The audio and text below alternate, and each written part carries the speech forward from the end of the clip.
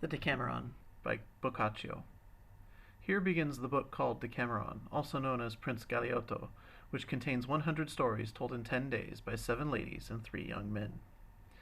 It is a matter of humanity to show compassion for those who suffer, and although it is fitting for everyone to do so, it is especially desirable in those who, having had need of comfort, have received it from others. And if anyone ever needed it or appreciated it or derived any pleasure from it, I am one of them. For, from my earliest youth up to the present, I have been inflamed beyond measure by a most exalted and noble love, which, were I to describe it, might seem greater than what is suitable for one in my low condition. Although I was praised and held in high regard for that love by those discerning individuals to whose attention I had come, it was nevertheless extremely painful to endure, not because of the cruelty of my beloved lady, to be sure, but because of the enormous fire produced within me by my poorly regulated appetite, which never allowed me to rest content or stay within reasonable limits, and often made me feel more pain than I should have. While I was suffering, the pleasant conversation and invaluable consolation certain friends provided gave me such relief that I am absolutely convinced they are the reason I did not die.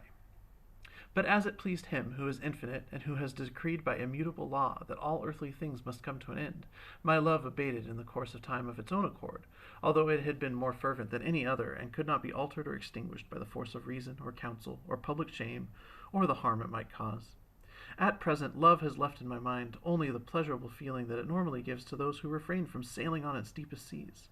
Thus, whereas it used to be painful, now that all my suffering has been removed, I feel only the delightful sensation that still remains. But although my pain has ceased, I have not forgotten the benefits I once received from those who, because of the benevolence they felt toward me, shared my heavy burden, nor will this memory ever fade in me, I truly believe, until I myself am dead. And since, in my opinion, gratitude should be the most highly praised of all the virtues, while its contrary is to be condemned, and since I do not wish to appear ungrateful, I have decided to use what little ability I have, now that I am free of love, to try and provide some relief in exchange for that which I received.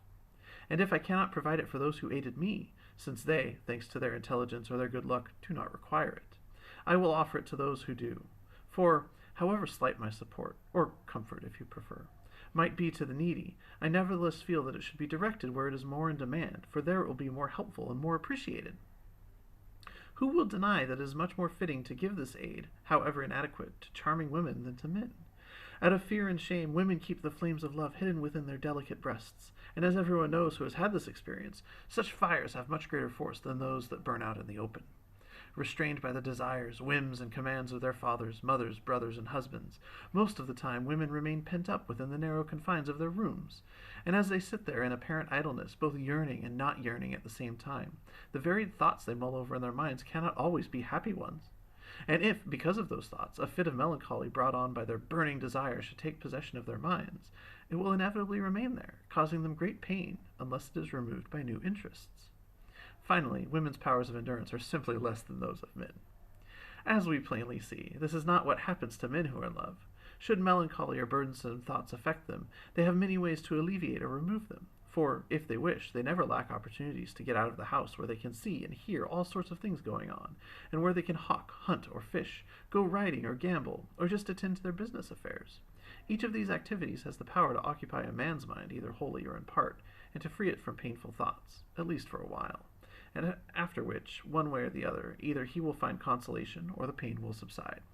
Therefore, I wish, to some extent, to provide a remedy for the sins of fortune, who has been more miserly in providing support where there is less strength, as we see in the case of our delicate ladies.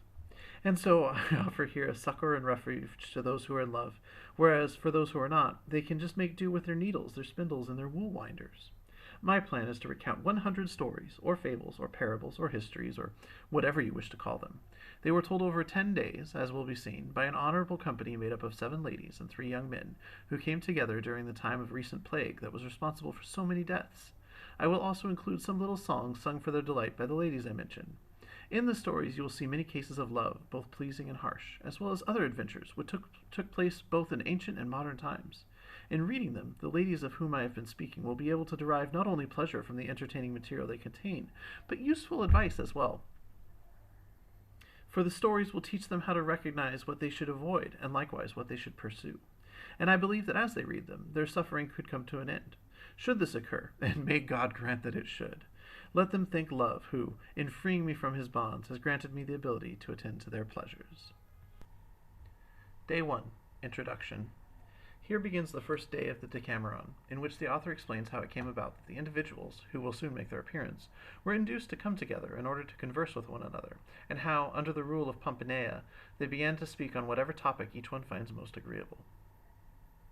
Most gracious ladies, whenever I contemplate how compassionate you all are by nature, I recognize that, in your judgment, the present work will seem both somber and painful, for its opening contains a sad record of the recent deadly plague, which inspired so much horror and pity in all who actually saw it or otherwise came to know of it.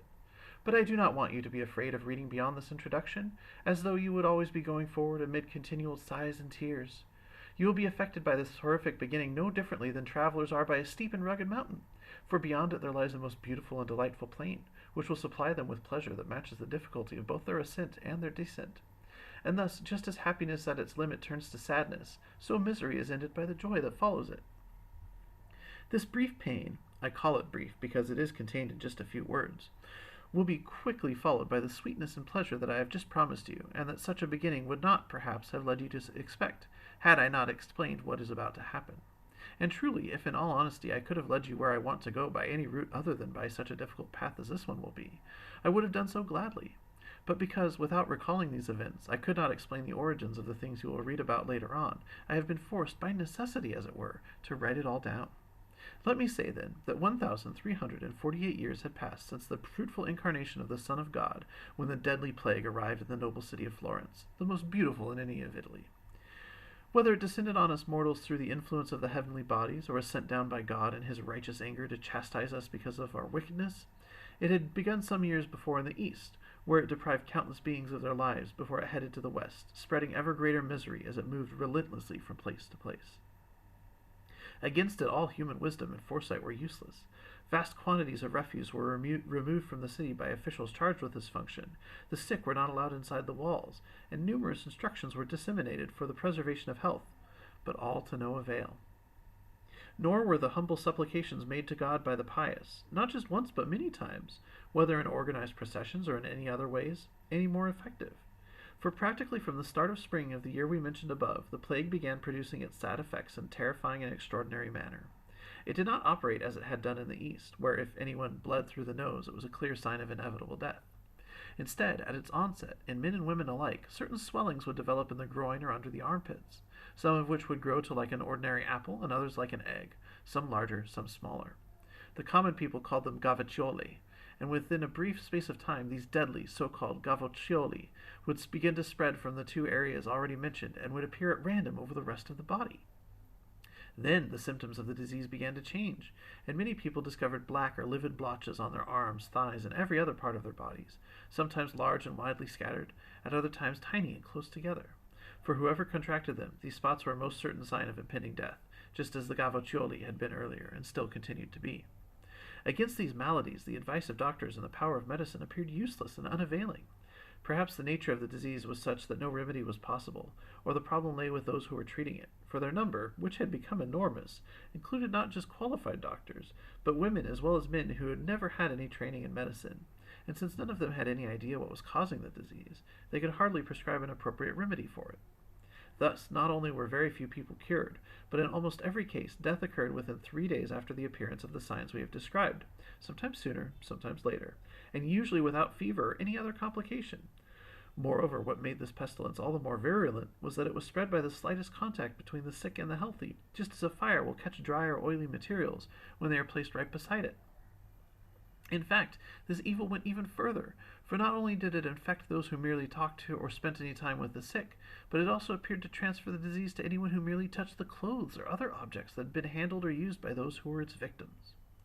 What I have to tell is incredible, and if I and many others had not seen these things with our own eyes, I would scarcely dare to believe them, let alone write them down, no matter how trustworthy the person was who told me about them. Let me just say that the plague I have been describing was so contagious as it spread that it did not merely pass from one man to another, but we frequently saw something much more incredible, namely that when an animal of some species other than our own touched something belonging to an individual who had been stricken by the disease or had died of it, that animal not only got infected, but was killed almost instantly. With my own eyes, as I have just said, I witnessed such a thing on many occasions. On one day, for example, 2 pigs came upon the rags of a poor man that had been thrown into the public street after he had died of the disease, as they usually do. The pigs first poked at them with their snouts, after which they picked them up between their teeth and shook them against their jowls. Thereupon, within a short time, after writhing about as if they had been poisoned, both of them fell down dead on the ground, splayed out upon the rags that had brought about their destruction. These things, and many others like them, or even worse, caused all sorts of fears and fantasies in those who remained alive, almost all of whom took one utterly cruel precaution, namely, to avoid the sick and their belongings, fleeing far away from them, for in doing so they all thought they could preserve their own health. Some people were of the opinion that living moderately and being abstemious would really help to resist the disease. They, therefore, formed themselves into companies and lived in isolation from everyone else. Having come together, they shut themselves up inside houses where no one was sick and they had ample means to live well, so that, while avoiding overindulgence, they still enjoyed the most delicate foods and the best wines in moderation.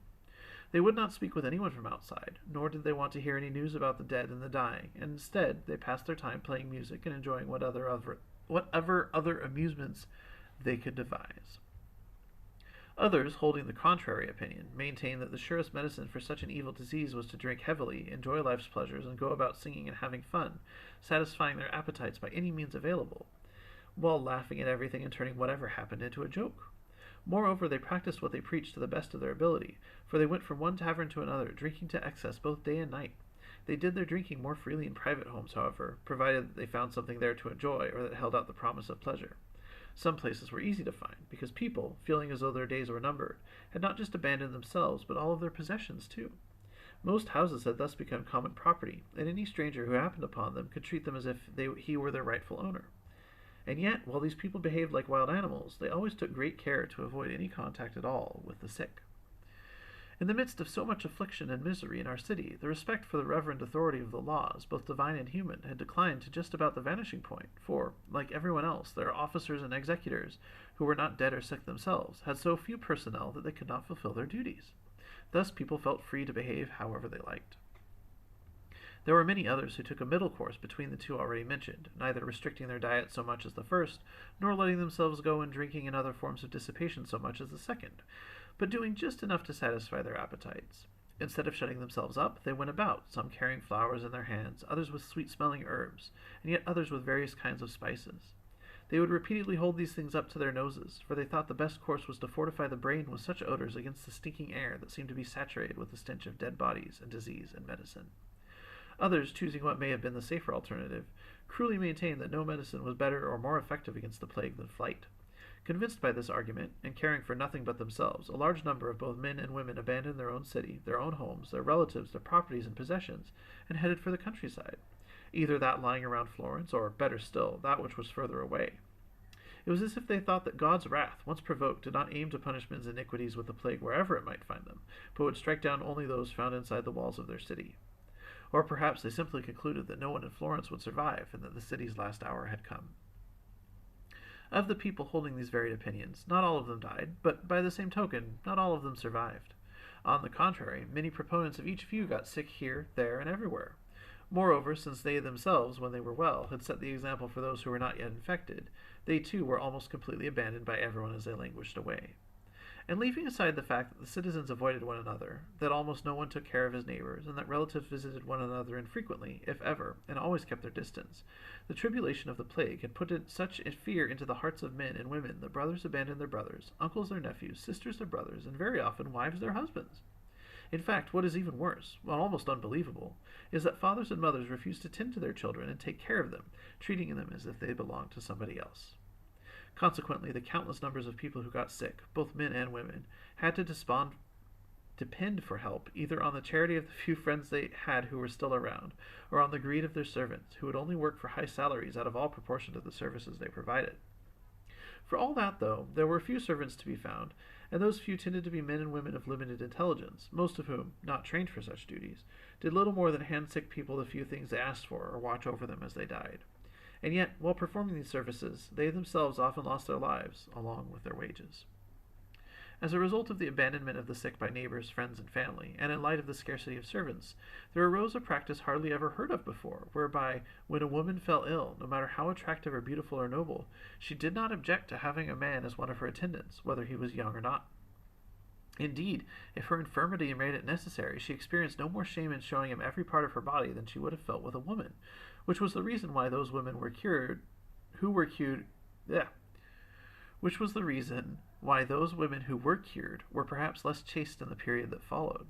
Moreover, a great many people chanced to die who might have survived if they had had any sort of assistance. In general, between the inadequacy of the means to care for the sick and the virulence of the plague, the number of people dying both day and night was so great that it astonished those who merely heard tell of it, let alone those who actually witnessed it. As a result of the plague, it was almost inevitable that the practices arose among the citizens who survived that went contrary to their original customs. It used to be the case, as it is again today, that the female relatives and next-door neighbors of a dead man would come to his house and mourn there with the women of the household, while his male neighbors and a fair number of other citizens would assemble in front of the house with his male relatives. After that, the clergyman would arrive, their number depending on the social rank of the deceased, who would then be carried on the shoulders of his peers, amid all the funeral pomp of candles and chants, to the church he had chosen before his death. As the ferocity of the plague began to increase, such practices all but disappeared in their entirety, while other new ones arose to take their place. For people did not just die without women around them, but many departed this life without anyone at all as a witness, and very few of them were accorded the pious lamentations and bitter tears of their families. On the contrary, in place of all the usual weeping, mostly there was laughing and joking and festive merrymaking, a practice that women, having largely suppressed their feminine piety, had mastered in the interest of preserving their health. Moreover, there were few whose bodies were accompanied to church by more than 10 or 12 of their neighbors, nor were they carried on the shoulders of their honored and esteemed fellow citizens, but by a band of grave diggers, come up from the lower classes, who insisted on being called sextons and performed their services for a fee. They would shoulder the bier and quick march it off, not to the church that the dead man had chosen before his demise, but in most cases to the one closest by. They would walk behind 4 or 6 clergymen who carried just a few candles, and sometimes none at all, and who did not trouble themselves with lengthy, solemn burial services, but instead, with the aid of those sextons, dumped the corpse as quickly as they could into whatever empty grave they found. The common people, and most of those of the middling sort, presented a much more pathetic sight, for the majority of them were constrained to stay in their houses either by their hope to survive or by their poverty. Confined thus to their own neighborhoods, they got sick every day by the thousands, and having no servants or anyone to attend to their needs, they almost inevitably perished. Many expired out in the public streets both day and night, and although a great many others died inside their houses, the stench of their decaying bodies announced their deaths to their neighbors well before anything else did. And what with these, plus the others who were dying all over the place, the city was overwhelmed with corpses. For the most part, the neighbors of the dead always observed the same routine, prompted more by a fear of contamination from the decaying bodies than by any charity they might have felt. Either by themselves or with the aid of porters, whenever they could be found, they carried the bodies of the recently deceased out of their houses and put them down by the front doors, where anyone passing by, especially in the morning, could have seen them by the thousands. Then the bodies were taken and placed on biers that had been sent for lack of biers, on wooden planks. Nor was it unusual for 2 or 3 bodies to be carried on a single bier, for on more than one occasion they were seen holding a wife and husband, 2 or 3 brothers, a father and son, or groups like that. And countless were the times when a couple of priests bearing a cross would go to fetch someone, and porters carrying 3 or 4 biers would fall behind them, so that wherever the priests thought they had 1 corpse to bury, they would have 6 or 8, and sometimes more. Even so, however, there were no tears or candles or mourners to honor the dead. On the contrary, it had reached the point that those people who died were treated the same way that goats would be treated nowadays.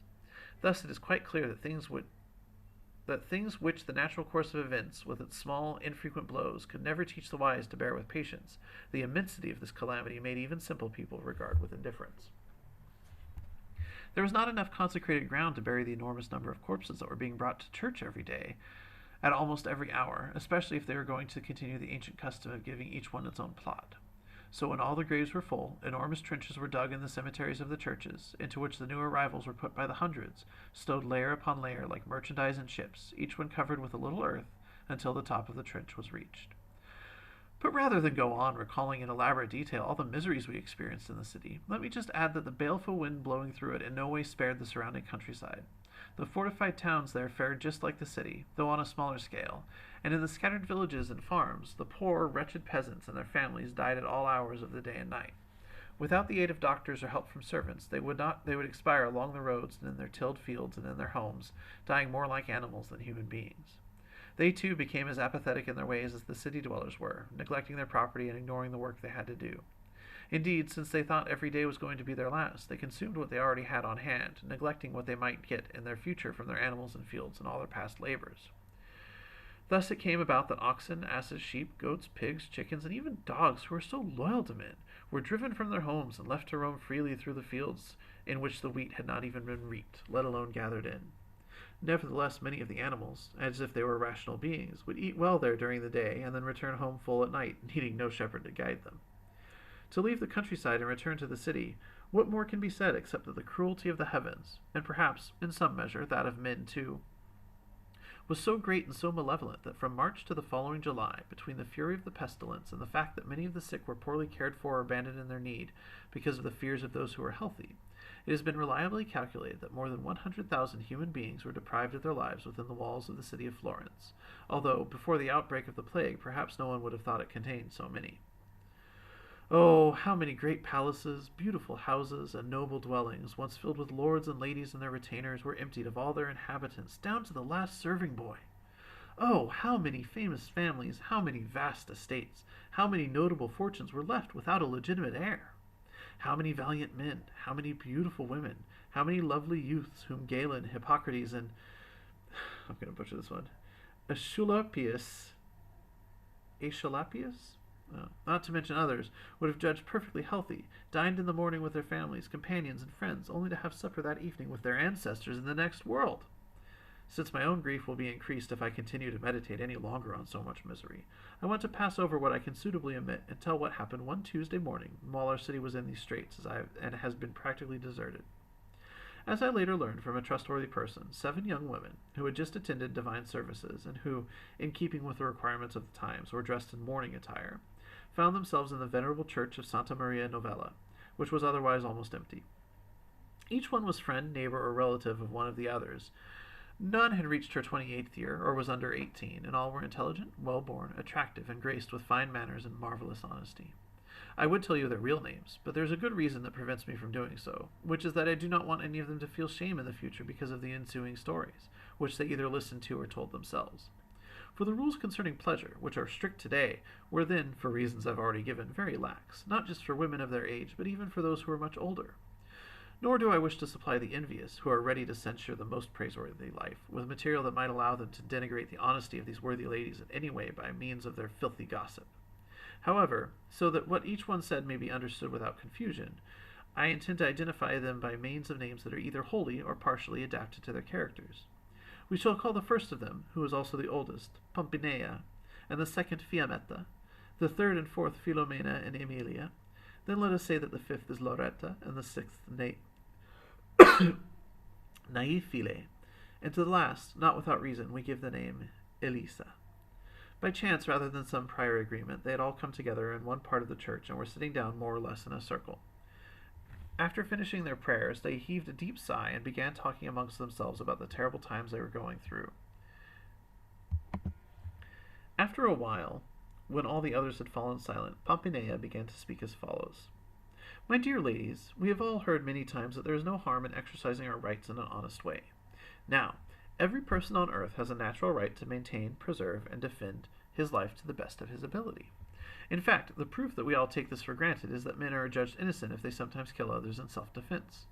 Thus, if the laws, to which the welfare of every human being has been so entrusted, concede such a thing, how can it be wrong, provided no one is harmed, for us or for anyone else to use whatever remedies we can find in order to preserve our lives?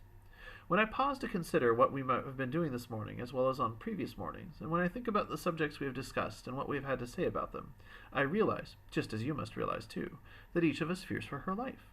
I am not surprised by this, but considering that we all have natural feelings shared by women, what really does surprise me is why you have not taken any steps to protect yourselves from what each of you has a right to fear. Instead, here we sit, in my opinion, as if our sole purpose were to count the number of corpses being carried to their graves, or to hear whether the friars inside the church, whose numbers have practically dwindled away to nothing, are chanting their offices at the specified hours, or to exhibit by means of our clothing the quality and quantity of our miseries to anybody who might show up here. And if we go outside, either we see the dead and the sick being carried everywhere about us, or we see people, once condemned and sent into exile for their misdeeds by the authority of the civil law, mocking that law as they rampage through the city committing acts of violence, knowing that those who enforce the law are either sick or dead, or we are tormented by the dregs of our city, who, thirsting for our blood, call themselves sextons now, and go about everywhere, both on horseback and on foot, singing scurrilous songs to add insults to our injuries. And all we ever hear is, so-and-so is dead, and so-and-so is about to die. If there were anyone left to grieve, we would hear nothing but doleful laments everywhere. And when we return home, I do not know whether you have the same experience that I do, but since, out of a large household of servants, there is no one left except my maid, I get so frightened that I feel as if all the hairs on my head were standing on end.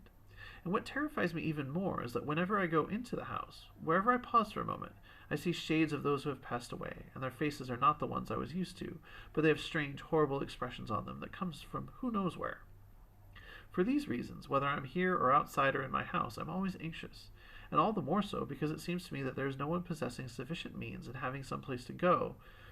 to as we do, who is left in the city, except for us. And as for the few people still around, they make no distinction, as I have often heard and seen for myself, between what is honest and what is not, and prompted only by their appetites, they do what promises them the most pleasure, both day and night, alone and in groups. Moreover, I am not only speaking of laymen, but also of those cloistered in monasteries, who have convinced themselves that such wicked behavior is suitable for them, and only improper for others. Breaking their vows of obedience, they have given themselves over to carnal pleasures, and in the brief belief that they will thereby escape death, they have become wanton and degenerate. And if this is so, and it most manifestly is so, then what are we doing here? What are we waiting for? What are we dreaming about? Why are we lazier and slower than all the other inhabitants of the city in providing for our safety? Do we consider ourselves less valuable than they are? Or do we believe that our lives, unlike those of others, are tied to our bodies by chains so strong that we need not worry about all these things that have the power to harm them? We are mistaken. We are deceived. What bestial stupidity for us to think this way. The clearest argument against us is the frequency with which we are forced to recall the names and conditions of the young men and women who have been struck down by this cruel pestilence. Although I do not know if things appear to you the way they do to me, for my part I have come to the conclusion that the best thing for us to do in our present situation would be to leave the city, just as many have done before us and many are still doing, lest we fall prey through timidity or complacency to what we might possibly avoid if we desired to do so. We should go and stay on one of our various country estates, shunning the wicked practices of others like death itself, but having as much fun as possible, feasting and making merry, without ever overstepping the bounds of reason in any way. There we will hear the little birds sing, and see the hills and plains turning green, the fields full of wheat undulating like the sea, and thousands of kinds of trees. There we will have a clearer view of the heavens, for even if they are sullen, they do not for all that deny us their eternal beauties, which are so much more attractive to look at than the walls of our empty city.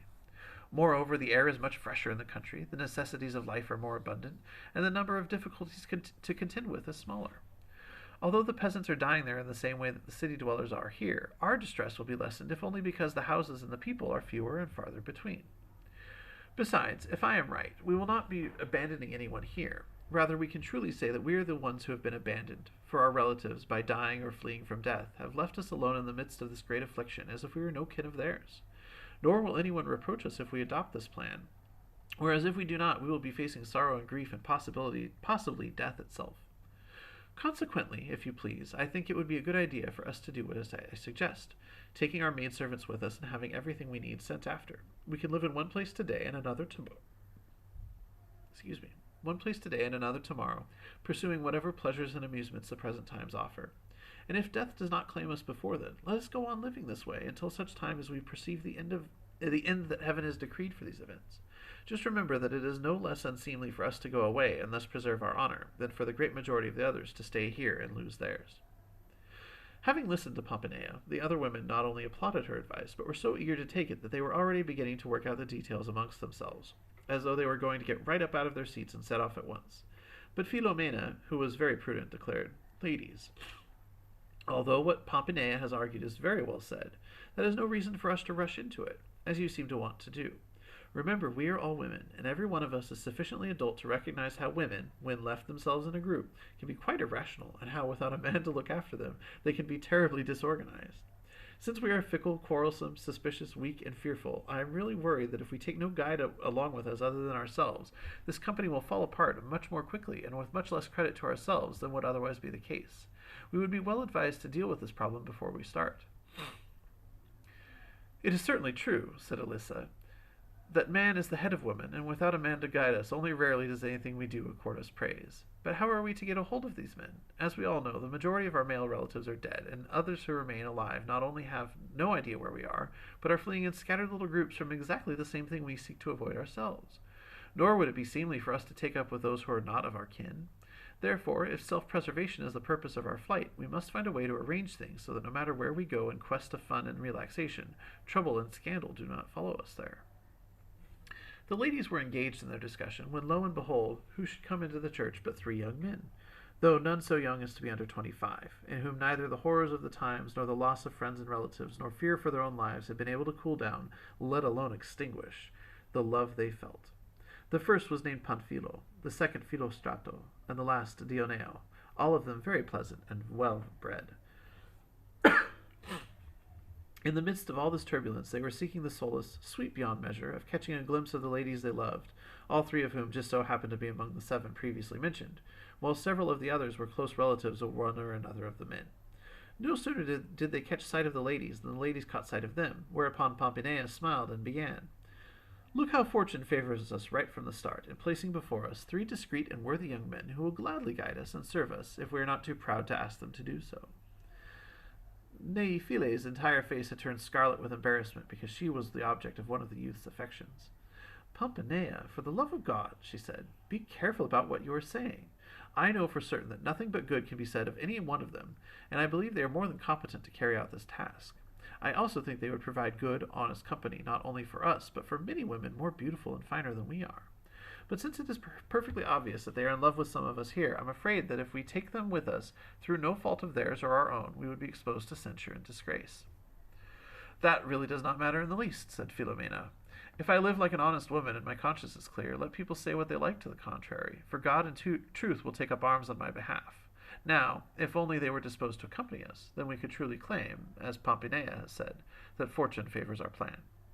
Having heard what Pompinea had to say, the other ladies stopped talking and unanimously agreed that the men should be called over, told about their intentions, and asked if they would like to accompany them on the expedition. And so, without another word, Pompinea, who was related by blood to one of the men, got up and went over to where they stood gazing at the women. After giving them a cheerful greeting, Pompinea explained their plan and asked them on behalf of all the women if, in a spirit of pure brotherly affection, they might be disposed to accompany them. At first the young men thought they were being mocked, but when they saw Pompinea was speaking in earnest, they replied happily that they were ready to go. In order to avoid delaying their project, they all made arrangements then and there for what they had to do before their departure. The next day, which was a Wednesday, after having carefully prepared everything they needed down to the last detail and sent it all on ahead to the place they were going, they left the city at the crack of dawn and started on their way, the ladies traveling with a few of their maids, the 3 youths with the 3 of their servants. Nor did they go more than 2 short miles from the city before they arrived at their first destination. The place in question was some distance from any road, situated on a little mountain that was quite a pleasant sight to see, with all its shrubs and trees decked out in their green foliage. At the top there was a palace built around a large, lovely courtyard, containing loggias, great halls, and bedchambers, all of which were beautifully proportioned and adorned with charming paintings of happy scenes. Surrounded by meadows and marvelous gardens, the palace had wells of the coolest water and vaulted cellars stocked with precious wines more suitable for connoisseurs than for honest, sober ladies. When they got there, the company discovered to their great delight that the palace had been swept clean from top to bottom, the beds had been made up for their chambers, every room had been adorned with seasonal flowers, and the floors had been carpeted with rushes. Soon after reaching the palace, they sat down, and Dioneo, who was the merriest of the young men and had the readiest wit, said, "Ladies, we have been led here more by your good sense than by our own foresight. Now, I do not know what you intend to do with all your troubles, but I left mine inside the city gates when I passed through them with you just a short while ago. Hence, you must either prepare to have fun and to laugh and sing along with me, as much as is consistent, of course, with your dignity, or you should give me leave to go back there to reclaim my troubles and stay in our afflicted city." As though she too had gotten rid of such thoughts herself, Pompinea replied to him gaily, "Very well said, Dioneo. We should have fun while we are living here, for that is the very reason we fled our sorrows back there. But since things that lack order will not last long, and since I am the one who initiated the discussions that led to the formation of this fair company, I think that if we are to preserve our happiness, we have to choose a leader from among ourselves, someone whom we will honor and obey as our superior, and whose every thought will be aimed at enabling us to pass our time together agreeably. Moreover, to allow us all to experience the heavy burden as well as the pleasure of being in command, and thereby prevent those who are not in charge from envying the person who is, I think that the burden and the honor should be assigned to each of us in turn for just one day. The first ruler is someone we should all elect, but as for those who follow, the person who has been in charge on a particular day should, when the hour of vespers approaches, choose his or her successor. Then this new ruler will be free to determine the place where we will go and to dictate the manner in which we are to live during the period of his or her reign. They were all quite happy with Pompanea's proposal, and unanimously elected her queen for the first day, whereupon Philomena quickly ran over to a laurel tree, for she had often heard people say that its leaves were quite venerable and conferred great honor on those worthy individuals who were crowned with them. Having gathered a few branches, she made a magnificent garland of honor, which, during the time the company remained together, was placed on each person's head as a clear sign of royal sovereignty and authority. Once she had been crowned queen, Pompanea summoned the servants of the 3 men as well as the women's maids, who were 4 in number. She then ordered everyone to be silent, and when they were, she said, "So that I may begin by setting an example for you all that will allow our company to be able to live free from shame and will make our experience here an ever more orderly and pleasurable one for as long as we choose to stay together. First let me appoint Parmeno, Dioneo's servant, as my steward, and entrust him with the care and management of our entire household, as well as everything pertaining to the service of our dining hall. I want Cirisco, Panfilo's servant, to be our buyer and treasurer and to carry out Parmeno's orders. Tindaro, who is in Philostrato's service, shall take care of his master's bedchamber, as well as those of the other 2 men, whenever their own servants are being prevented by their duties from doing so. My maid Mysia will be in the kitchen full-time with Philomena's maid Lyciska, where they will diligently prepare all the dishes ordered by Parmeno. We want Chimera, Loretta's maid, and Stratilia, Fiametta's, to act as the ladies' chambermaids and to clean all the places we frequent. Finally, if they wish to stay in our good graces, we desire and command all of the servants to take care that no matter what they see or hear in their comings and goings, no news from the outside world should ever reach us, unless that news is good." Having summarily given out her orders, which everyone commended, she rose gaily to her feet and declared, "Here there are gardens and meadows and lots of other truly delightful spots, which we are free to walk and enjoy ourselves. However, at the stroke of Tirce, let us all return here so that we can eat while it is still cool." Tirce is about 10 in the morning. After the merry company was given leave to go by the queen, the young men and their lovely companions set off on a leisurely walk through one of the gardens, talking of pleasant matters, making lovely garlands out of various types of foliage for one another, and singing songs of love. Then, when they had spent as much time there as the queen had allotted them, they returned to their lodgings, where they found Parmeno had been quite diligent in carrying out his duties. For when they entered one of the great halls on the ground floor, they saw that the tables had been set up, laid with the whitest tablecloths, on which there were goblets gleaming like silver, and that the whole room had been adorned with broom blossoms. At the queen's behest, they rinsed their hands in water and went to sit in places Parmeno had assigned them. Exquisitely prepared dishes were brought in, the finest wines were at the ready, and without a sound the 3 servants began waiting on them. The entire company was delighted that everything was so beautiful and so well presented, and all through the meal there was a great deal of pleasant talk and much good cheer. Since everyone knew how to dance, as soon as the tables were cleared away, the queen sent for musical instruments, so that a few of their number who were well versed in music could play and sing, while the rest, ladies together with the young men, could dance a carolla. At her request, Dioneo took up a lute and Fiammetta a viol, and the pair began playing a melodious dance tune together, whereupon the queen, having sent the servants away to eat, formed a circle with the other ladies and the 2 young men, and all began dancing at a stately pace. After that, they sang a number of pleasant, happy little songs, and continued to entertain themselves in this manner, until the queen, thinking it was time for a nap, dismissed them. The 3 young men consequently retired to their bedchambers, which were separated from those of the ladies. There they found not merely that their beds had been neatly made, but that their rooms were as full of flowers as the hall had been, and the ladies made a similar discovery, whereupon the entire company undressed and lay down to rest. Not long after nones had struck, the queen got up and had the young men and all the other women awakened, declaring that it was harmful to sleep too much during the day. They then went off to a little meadow where the grass, shaded everywhere from the sun, grew lush and green, and where, feeling a gentle breeze wafting over them, the queen asked them to sit down in a circle on the green grass. She then spoke to them as follows.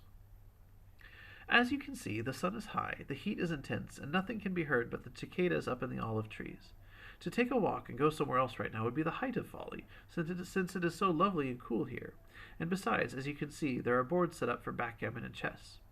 However, although we are free to amuse ourselves in whatever way we like, if you would take my advice in this, we should not spend the hot part of the day playing games, for they necessarily leave one of the players feeling miffed, without giving that much pleasure either to his opponents or to those who are watching. Rather, we should tell stories, for even though just one person is doing the talking, all the others will still have the pleasure of listening. And by the time each one of you will have told his or her little tale, the sun will be setting, the heat will have abated, and we will be able to go and amuse ourselves wherever you choose. Now, if you like what I am proposing, let us put it into effect. But if you dislike it, since my only desire is to carry out your wishes, let us all go and spend our time doing whatever we please until the hour of vespers." The entire company, the ladies and the young men alike, praised the idea of telling stories. "Then, if that is your pleasure," said the queen, "my wish is that, on this first day, we should all be free to speak on whatever topic each of us finds most agreeable." Turning to Panfilo, who was seated to her right, the queen graciously asked him to start things off with one of his stories. Upon hearing her command, Panfilo responded with alacrity, and all the others listened. He began speaking as follows.